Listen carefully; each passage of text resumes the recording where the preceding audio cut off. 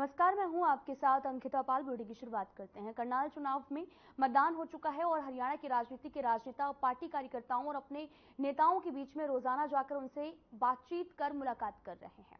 हरियाणा के पूर्व सीएम मनोहर लाल और करनाल बीजेपी के लोकसभा प्रत्याशी ने आज बीजेपी के करण कमल कार्यालय में पहुंचकर बीजेपी कार्यकर्ताओं और नेताओं के साथ मुलाकात की है।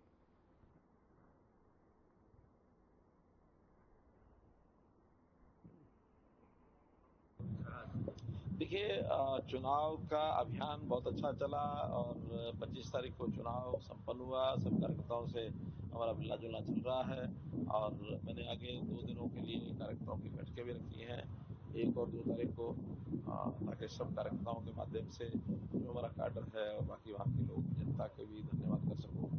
और बहुत अच्छा संपन्न हुआ। हमने एक रिव्यू मीटिंग भी की है और सब तरफ का जो रिपोर्ट्स हैं बहुत अच्छी रिपोर्ट्स आई है। पूरी 10 लोकसभा सीटें और विधानसभा करनाल 11 के 11 का पूरा खुला। सर, बोगस वोटिंग का आरोप लगाया है आपने, लेकिन प्रशासन तो आपका ही। देखिए, कुछ जगह की शिकायतें आई हैं और उसमें प्रशासन के लोगों की भी शिकायतें मिली हैं। तो जो शिकायतें मिली हैं उसमें अगर वो सिद्ध होती है तो निश्चित रूप से इसकी कार्रवाई की जाएगी, क्योंकि प्रशासन में भी कुछ लोग ऐसी काली बैठें जरूर होती हैं। उसको मौके पर कई बार नहीं पता लगता, देर से पता लगता है, बाद में रिपोर्ट आती है। तो हम 6 तारीख के बाद उन सब के ऊपर से ज्ञान लेने वाले हैं।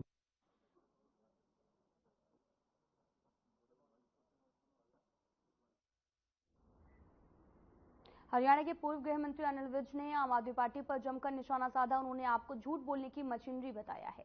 इसके साथ ही उन्होंने अतिशी के बयान पर पलटवार किया। विज ने कहा कि आम आदमी पार्टी हमेशा दूसरों का दोषारोपण करती है, अपना जो है कभी उसे ठीक नहीं करते। पहले सारा दोषारोपण पंजाब पर लगाते थे और जब से पंजाब में आपकी सरकार बनी है तब से बोलना बंद कर दिया है।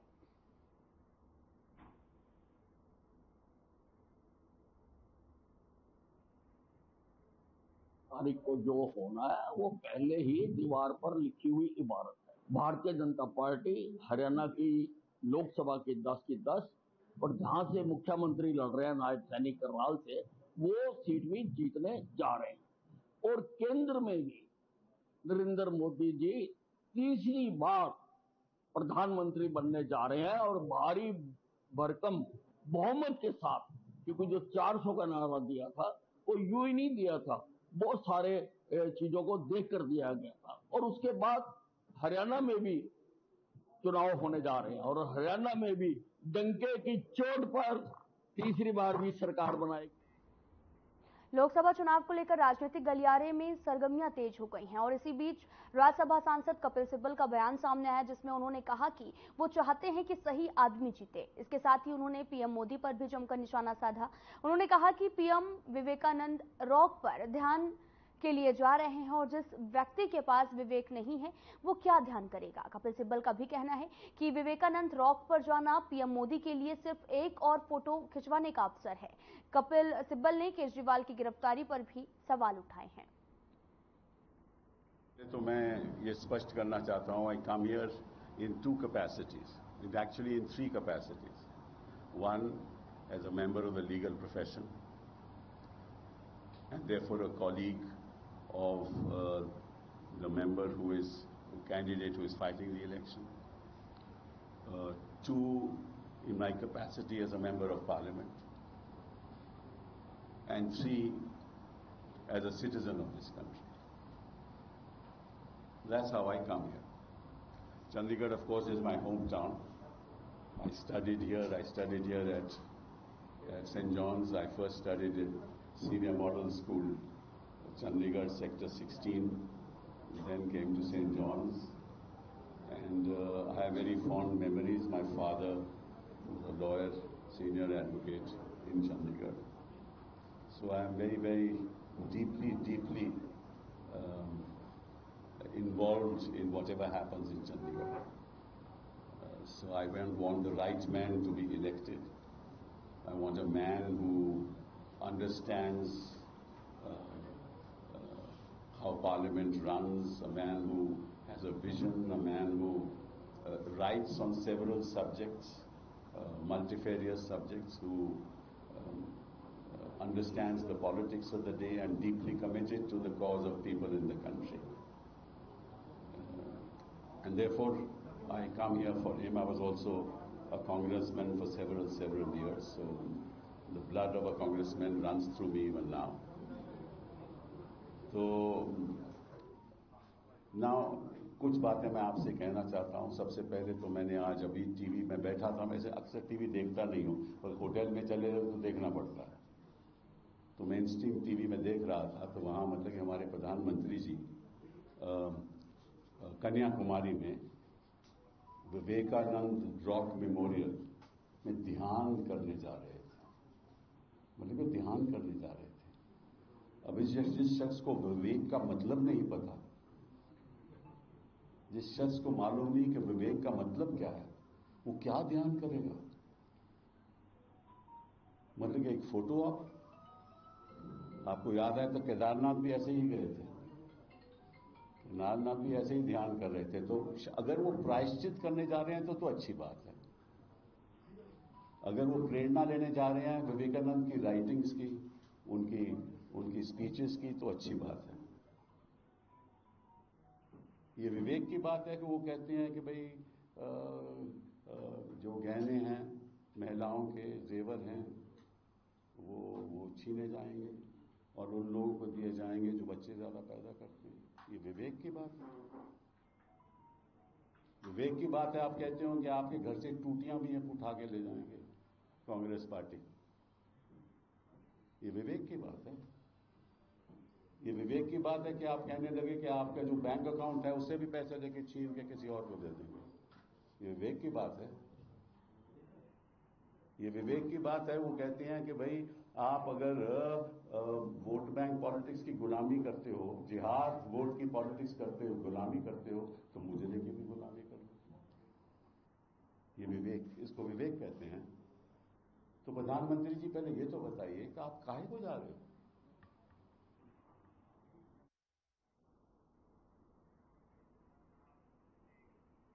सिंचाई राज्य मंत्री डॉक्टर अभय यादव ने दिल्ली सरकार के पानी न देने के आरोपों का जो है वो बयान भी दिया है। उन्होंने कहा कि 2 दिन से सवाल पूछा जा रहा है कि बिना काम के क्यों ऐसा मुद्दा उठाया जा रहा है जो समझ से बाहर है। दिल्ली का 719 क्यूसेक पानी का शेयर, जबकि हरियाणा की तरफ से 1049 क्यूसेक दे रहा है। तो दिल्ली ने भी, आपको बताते चले कि 2 लाइन पाइप जोड़ ली है और पौंड के वाटर स्तर की बात की जाए तो अब नहीं रही है। और अभय यादव ने प्रदेश में सिंचाई और पीने के पानी की व्यवस्था को लेकर भी कहा कि पीने के पानी की कोई भी कमी नहीं है। तो वहीं आफ्ताब अहमद के उत्तर प्रदेश की तरफ से हरियाणा का पानी रोकने के बयान पर भी अभय यादव ने कहा कि इसको लेकर अधिकारियों को भी आदेश दिए गए हैं कि उन्हें टेकअप करने को कहा गया है। बिना काम का क्यों क्रिएट किया गया है? दिल्ली का ऑफिशियल शेयर है वो 719 क्यूसेक पानी का है। अब भी हम आज की तारीख में भी 1049 क्यूसेक 1049 क्यूसेक उनको दे रहे हैं। और अगर सच मानो तो 350 क्यूसेक हरियाणा अपने शेयर में से दे रहा है। हमारी कमिटमेंट है कि दिल्ली नेशनल कैपिटल है, उसमें पानी की कमी नहीं आनी चाहिए। हम अपने इंटरेस्ट भी कुर्बान करके उनको पानी दे रहे हैं। तो ये इश्यू कैसे रेज हुआ मुझे नहीं पता, क्यों रेज किया, और विशेषकर अब जब सारा देश चुनाव में बिजी है तब इस तरह का इश्यू रेज करके क्या जताना चाहते हैं समझ नहीं आता। क्या मतलब जो आरोप लगा रहे हैं, आरोपों में कितनी सच्चाई है? जो एलिगेशन लगाए जा रहे हैं, मैंने आपको फिगर्स बताए, आप खुद कंक्लूड कीजिए कि कितनी सच्चाई है।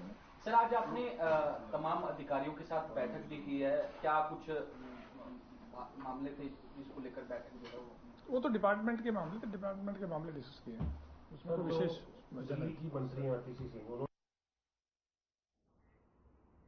दिल्ली सरकार बार बार हरियाणा सरकार का आरोप भी लगा रही है कि हरियाणा से दिल्ली को पानी की सप्लाई यमुना के माध्यम से बंद कर दी गई है। सिंचाई विभाग के वरिष्ठ अधिकारियों का भी कहना है कि हथनीकुंड बैराज के माध्यम से MOU के मुताबिक जो भी पानी बनता है वह सप्लाई किया जा रहा है।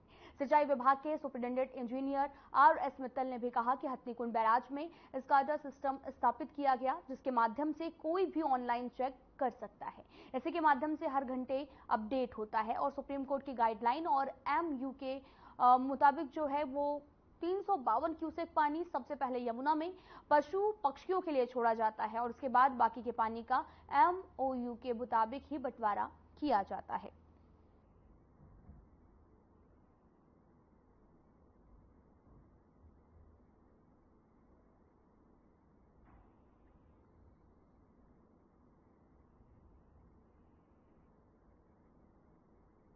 देखिए, जो पॉलिटिकल इश्यूज को तो मैं नहीं कुछ कह सकता, पर एक चीज़ बताता हूँ, हमारे हथनीकुंड बैराज पे स्काडा सिस्टम लगा हुआ है। वहाँ टोटल कंट्रोल ऑटोमेटिक है और कोई भी उसको ऑनलाइन भी चेक कर सकता है यदि वो दिल्ली वाले चाहते हैं। दूसरा, एक हमारे पास हर 2 घंटे में हम इसकी एक ग्रुप बना रखा है, जिसमें दिल्ली के ऑफिसर्स भी उसमें ऐड हैं, जिसमें पता लगता है कि टोटल पानी हमें कितना रिसीव हुआ, ईस्टर्न जेसी में जिसमें यूपी का शेयर जाता है उसमें कितना पानी चला है और हमारा WJC के अंदर कितना शेयर चला है।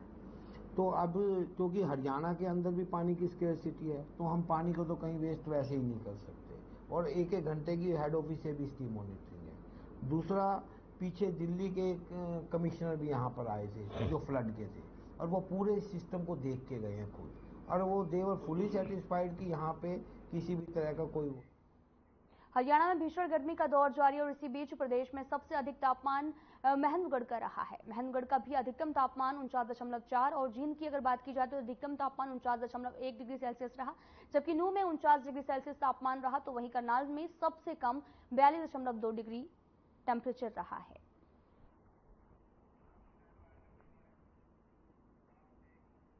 उत्तर प्रदेश के सभी बड़े शहरों में आसमान से बरसते अंगारों के बीच में नोएडा, गाजियाबाद में बुधवार शाम को बारिश से थोड़ी सी राहत मिली है। 45 डिग्री के तापमान के बीच में बुधवार शाम 5 बजे के करीब आसमान में बादल घिरते हुए दिखाई दिए और उसके बाद हल्की बारिश हुई और इससे तापमान थोड़ा नीचे आया है। हालांकि ये राहत ज्यादा देर तक टिकने वाली नहीं है, क्योंकि आने वाले दिनों में मौसम साफ रहने और गर्मी बढ़ने के संकेत मौसम विभाग ने दे दिए हैं। चारों तरफ लगातार पड़ रही भयंकर गर्मी में आज झांसी में भी सबसे ज्यादा जो है वो रिकॉर्ड तोड़ते हुए तापमान के आसमान को छुआ है, जहां आज का तापमान 49.9 डिग्री सेल्सियस दर्ज किया गया।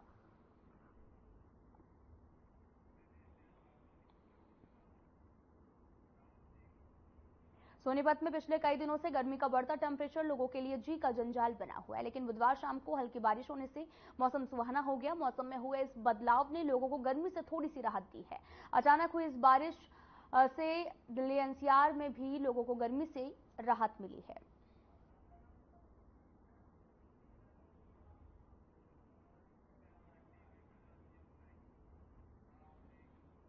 दिल्ली के प्राइवेट अस्पताल में लगी भीषण आग की घटना के बावजूद करनाल के प्राइवेट अस्पताल सबक नहीं ले रहे हैं। आपको बताते चलें कि जिले में करीब 315 निजी अस्पताल हैं, जिनमें से केवल 85 अस्पताल ही फायर सेफ्टी नियमों को पूरा करते हैं, जबकि आपको बताते चले कि लगभग 235 हॉस्पिटल बिना फायर NOC के चल रहे हैं और इसी को लेकर जिला दमकल विभाग के कार्यालय में CM फ्लाइंग टीम पहुंची और छापेमारी शुरू की गई, जिससे हड़कंप मच गया। टीम के अधिकारियों ने दफ्तर के रिकॉर्ड को भी खंगाला। विशेष रूप से दमकल विभाग की तरफ से जारी होने वाली NOC, कर्मचारियों की हाजिरी, फायर ब्रिगेड की गाड़ियों की भी कंडीशन और मूवमेंट को भी चेक किया गया। फिलहाल इसकी जांच रिपोर्ट तैयार कर आगामी कार्रवाई की जाएगी।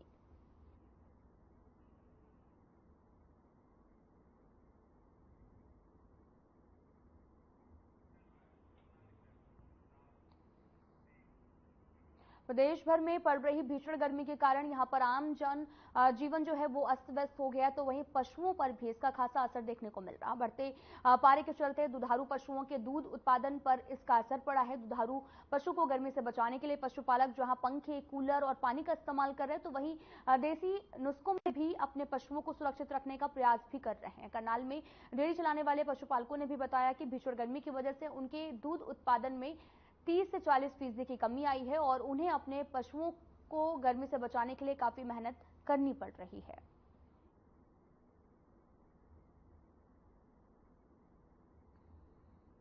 पशुओं पे इस टाइम ये गर्मी की बहुत तगड़ी मार है। अगर पशु को ना 1 घंटा भी बच्चे की तरह ना देखेंगे तो पशु बीमार हो जाएगा, दूध नहीं रहेगा। अब भी इतनी देख रेख करते करते भी 40% दूध घट चुका है जी। और आजकल चारा भी कम हो जाता है, अगर थोड़ी मक्खी आती है उसमें गर्मी होती है, वो भी नुकसान करता है। इसलिए हमने तो अपना ये सैलेज मंगाया हुआ है, सैलेज डाल रहे हैं, सरसों की खल डाल रहे हैं, पंखे लगा के दिन में 3-3 बार नहाते हैं, तब थोड़ा बहुत इनका रोकथाम होती है डंगर को। बहुत मेहनत करनी पड़ती है, बच्चों की तरह ये रखने पड़ते हैं। गर्मी तो बहुत है जी, गर्मी के चक्कर में तो जानवर बहुत परेशान हो जाता है। सारा दिन पंखा लगा रखते हैं, फिर 2-3 बार नहवाना धोवाना, देख रेख बहुत बढ़िया करना, और परेशानी ज़्यादा पड़ेगा डंगरों को। अभी हमें भी डंगर लेके समय से घास या वो बहुत डंगर गर्मी की वजह से खा भी नहीं रही, अभी दूध का भी प्रॉब्लम पड़ गया है, 3-4 टाइम नहवाना होता है, देख रेख में ज़्यादा ये भी परेशानी है जी। दूध में कमी आ रही है जी। हाँ जी, जो दूध 14-15 किलो आ गई 10 किलो पे, 8 किलो पे आ गई गर्मी की वजह से। बहुत देखभाल करते हैं जी। गर्मी के मौसम को देखते हुए जैसे प्रकोप है अब की बार कुछ ज़्यादा ही है। पशुओं को एक तो हमें छायादार जगह पे रखें और डायरेक्ट लू से बचाएं पशुओं को, और धूप में जाने से बचाया जाए उनको। और अंदर भी जब हम बांधते हैं तो एक ह्यूमिडिटी से बचाया जाए, इसको हम घोट भी बोलते हैं हम लोग, उस घोट से बचाया जाए और डायरेक्ट लू से और धूप से बचाया जाना पशुओं को जरूरी है। दूसरा यह है, चारे का जो उनका टाइम है ठंडे मौसम में देने का कोशिश करें, गर्म मौसम में ना दें उनको, और चारा थोड़ा सा हल्का दिया जाए ताकि पचाने में उनको असुविधा ना हो कोई, क्योंकि इस वक्त चारा भी पका हुआ है।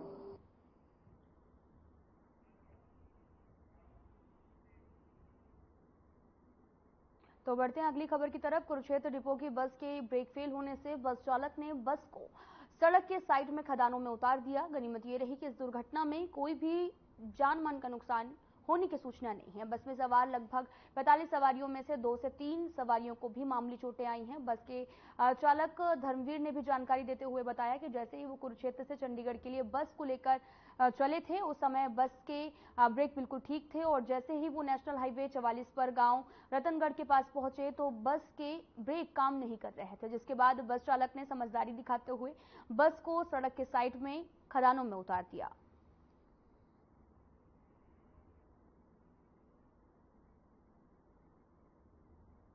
तो चंडीगढ़ के लिए जैसे ही यहाँ शाहबाद के कट के आसपास पहुंचे तो आगे गाड़ी चल रही थी, मैंने ब्रेक लगाए, गाड़ी के ब्रेक मिस हो गए, गाड़ी के ब्रेक बिल्कुल भी काम नहीं किए, बिल्कुल जीरो हो गए। तो गाड़ी के बचाव में मैंने साइड में गाड़ी को उतारना पड़ा सवारी, ताकि कोई नुकसान ना हो। सामने आगे टक्कर न लगे आपने? हाँ सामने, बस ये तो चलो कोई बात नहीं, थोड़ा बहुत नुकसान जैसे साइड वगैरह गिरा कोई। कितनी सवारियां थी इसमें? सवारी समथिंग सर होंगी कोई 40-45 के आसपास। किसी को कोई चोट नहीं, वैसे थोड़ी बहुत क्रोच वगैरह वो कोई दिक्कत नहीं, सभी को अपने दूसरी बस रखवा करके आगे अपने गंतव्य भेज दिया गया। आपने कौन से डिपो की बस है? सर ये कुरुक्षेत्र डिपो की बस है। पुलिस महानिदेशक शत्रुजीत कपूर ने कुरुक्षेत्र जिला स्थित पुलिस लाइन में अत्याधुनिक सुविधाओं से लैस ई-लाइब्रेरी का उद्घाटन किया। इस अवसर पर पुलिस महानिरीक्षक अंबाला मंडल शिवास कविराज, पुलिस अधीक्षक सुरेंद्र सिंह भूरिया भी उपस्थित रहे, और इस दौरान डीएवी पुलिस पब्लिक स्कूल के बच्चों ने स्वागत गीत के साथ कपूर का स्वागत किया है। इस अवसर पर शत्रुजीत कपूर ने अपने विचार रखते हुए कहा कि बच्चों को उच्च शिक्षा, प्रतियोगी परीक्षाओं की तैयारी करने वाले विद्यार्थियों को बड़े पैमाने पर लाभ होगा। इसके साथ ही उन्होंने ये भी कहा कि लाइब्रेरी वर्तमान समय की मांग है और यहाँ पर उपलब्ध करवाई जाने वाले पाठ्य सामग्री से विद्यार्थियों को सीखने और जीवन में आगे बढ़ने की प्रेरणा मिलेगी। साथ ही पुलिस विभाग ने इस पहल के माध्यम से बच्चों को अध्यापन के लिए अनुकूल वातावरण देने की कोशिश की है।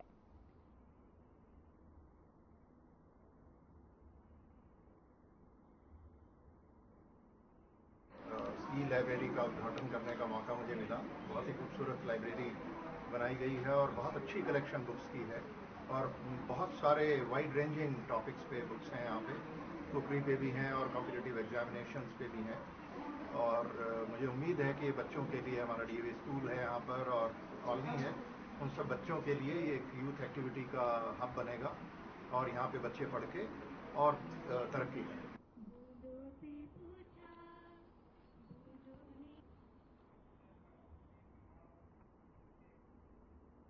कैथल में एंटी करप्शन ब्यूरो को बड़ी कामयाबी मिली है, जिसमें 7 लोगों को गिरफ्तार किया गया है, जिसमें 3 सरकारी अधिकारी और कर्मचारी के साथ 4 ठेकेदार शामिल हैं। वहीं मामले को लेकर anti corruption bureau Kaithal unit के इंस्पेक्टर महन सिंह ने भी बताया कि साल 2021 में कैथल के विधायक लीलाराम ने एक शिकायत दी थी, जिसमें जिला परिषद में हुई सफाई घोटाले को लेकर जिक्र किया गया था, और उनकी शिकायत पर संज्ञान लेते हुए एंटी करप्शन ब्यूरो की टीम जांच कर रही थी, जिसमें से ये सभी लोग दोषी पाए गए और उनकी एफआईआर भी दर्ज की गई। और इन लोगों ने सफाई के कार्य में फर्जी बिल बनाकर फर्जी मस्टूल तैयार किया हुआ था, जिसमें से सभी अधिकारी कर्मचारियों ने फर्जी बिल तैयार करके अपने अपने खातों में पैसे डलवा दिए, और इसमें से 15 लोगों के खिलाफ पर्चा भी दर्ज हुआ, जिसकी जांच अभी भी जारी है।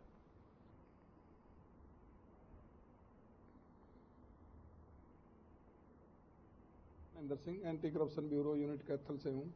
जी, आज क्या कुछ कार्रवाई की गई है, क्या घोटाला? ये साल 2021 में श्री लीलाराम विधायक हैं कैथल से, उन्हें सरकार को एक शिकायत दर्ज कराई थी। जो सफाई का पैसा आया था गांव में, उसमें कोई भ्रष्टाचार हुआ था। उस पर हरियाणा सरकार ने जांच दर्ज करके एंटी करप्शन ब्यूरो को जांच सौंपी थी। उस जांच में काफ़ी हद तक सच्चाई सामने आई थी, जिस पर एंटी करप्शन ब्यूरो थाना अम्बाड़ा में मुकदमा दर्ज करके तफ्तीश मैं कर रहा हूँ। आज इसमें 7 जो आरोपी थे वो आज इसमें राउंड अप करे हैं, उनसे पूछताछ करें, उनको गिरफ्तार करेंगे। हरियाणा के यमुनानगर में 3 दिन पहले बुढ़िया थाना क्षेत्र में गांव दड़बा के पास फाइनेंस कंपनी के कर्मचारी विनीत के साथ में बदमाशों ने लूटपाट की और उसे चाकू दिखाकर बदमाशों ने उससे नकदी और मोबाइल भी लूट लिए हैं। आपको बताते चलें कि बाद में उसे नहर में धक्का देकर फरार होने वाले आरोपियों को स्पेशल सेल की टीम ने गिरफ्तार कर लिया। बताया ये भी जा रहा है कि आरोपियों को कोर्ट में पेश कर 1 दिन के रिमांड पर लिया गया है। फिलहाल पुलिस पूरे मामले की जांच में जुटी हुई है।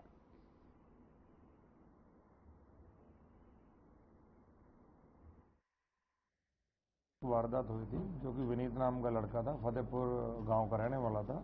ये रात को अपना काम खत्म करके अपना वापस गांव जा रहा था, तो रास्ते में इसको एक लड़के ने रोका जिसका नाम किरण था। तो उसने इससे लिफ्ट ली, तो आगे फतेहपुर पुल पे जब ये पहुंचे तो आगे 2 लड़के और खड़े थे, जिन्होंने इसको रोक के कोई हथियार, कोई नुकीली चीज़ थी, कोई हथियार नुमा कोई चीज़ दिखा के तो इससे कोई एक मोबाइल फ़ोन लूट लिया एप्पल का 11,500 रुपये थे और इसकी चैन छीन ली और इसको उन्होंने उठा के नहर में फेंक दिया। तो जिसके बाद मुकदमा दर्ज किया गया। तो कल हमने इसमें 2 आदमियों को गिरफ्तार किया है। राजपुर में इतना ही। नमस्कार।